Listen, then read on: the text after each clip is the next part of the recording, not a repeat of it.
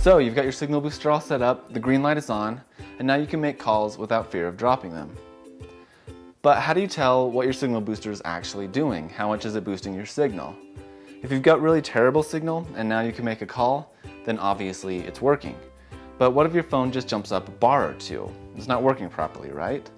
Well, actually no. Did you realize that there's no standard for what a signal bar on your phone actually means? Take a look at this test. We've got two phones sitting side by side receiving the exact same amount of signal.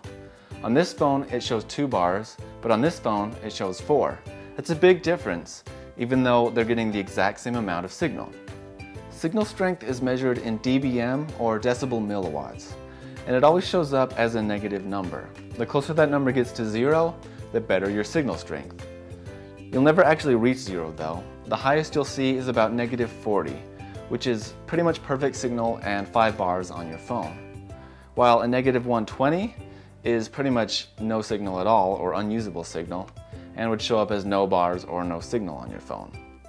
The best way to read this is to put your phone into test mode.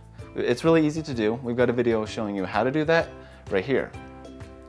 So put your phone into test mode and then do a test with your signal booster on and off. You'll see how much your booster is improving the signal. Keep in mind that phones sometimes will take a while to update, so make sure that you give your phone 30 seconds or so to make sure that the signal's updated. Okay, so you've got your phone in test mode, you flip the booster on and you see your signal jump from -115 to -85. That's an increase of 30 dB. That's pretty decent, right? Well, actually, cell phone signal increases logarithmically. So that 30 dB jump actually means your cell phone signal is 1,000 times stronger. If you had a 40 dB jump, it would be 10,000 times stronger. So that's a pretty massive improvement. Here are a couple tips when testing your cell phone signal. Like I mentioned earlier, your phone can sometimes take a while to update. Oftentimes your phone will only display one band when it's actually receiving several. For example, it might only show the signal strength for your LTE up in the top of your phone when it's actually receiving LTE and 3G signal. So the booster might be boosting 3G signal dramatically, but you'll never know because you can't see it on your phone. To check what's really going on with your signal, you can compare the bands on your phone. On an Android device, we recommend a great app called Signal Check Lite.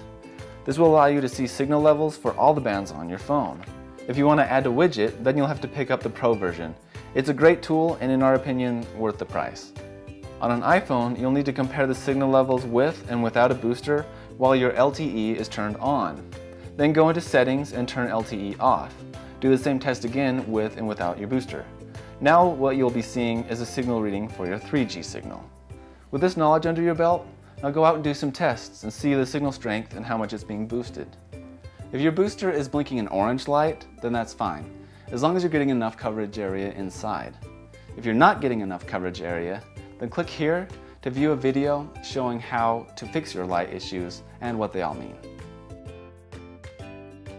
A soft install is simply doing a dry run to place the components of your signal booster where you think you want them, and then connect them without permanently mounting anything. This will save you a ton of time and headache when doing your installation. There's nothing worse than getting everything all set up only to find out that you have to pull all the cable back out and rerun it. Many times the locations you think are going to be perfect for your antennas might need to change, or you may find that adjustments need to be made at those locations.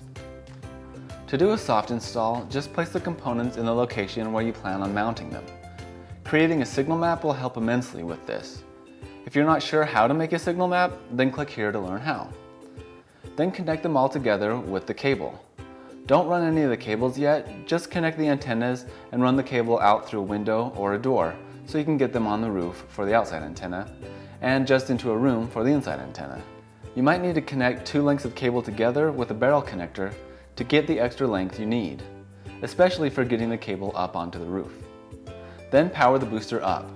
Check the lights and your signal level to see how it is performing. You may find that you need more separation between the antennas or need to adjust or aim them differently to get the booster working at peak performance. When doing a soft install, it's much easier to have 2 people involved. Have one person stand inside near the signal booster while you get on the roof with the outside antenna. Walk around the roof to various locations and have your helper relay the information up to you. Have them check the signal level on their phone in test mode, as well as the light color on the booster. Each time you make a change, have the person reset the booster inside to update the lights. Your phone may take a little while to update the signal. iPhones are especially notorious for this, sometimes taking up to a minute. So make sure you're patient at each location and spend some time there so that the signal has had time to update.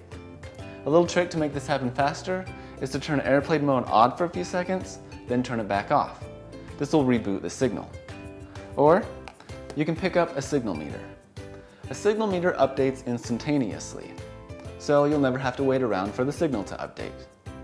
Not only that, but it also covers all the different bands for all the various carriers, whereas your phone will only work for the carrier that you're on.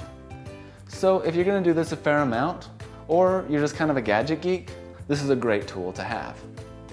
In addition to moving the antenna to different locations on the roof, once you've found the area where you want to mount it, you can fine-tune it and aim it in different directions to help alleviate some situations with the lights, like antenna separation, or maybe detuning the antenna from a nearby cell tower that's sending too much signal your way.